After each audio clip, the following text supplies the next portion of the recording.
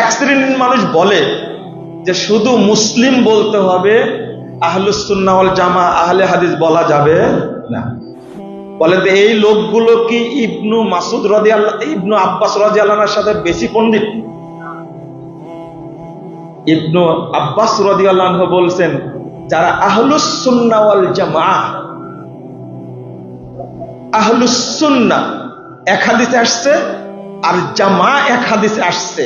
আহলুস সুন্নাহ ওয়াল জামা মুহাম্মদুর রাসূলুল্লাহ সাল্লাল্লাহু আলাইহি ওয়াসাল্লাম বলে গেছেন, সাহাবীরা বলছেন মুসলিমরা অনেক থাকবে কিন্তু আহলুল হাদিস সবাই হবে না, আসহাবুল হাদিস সবাই হবে না।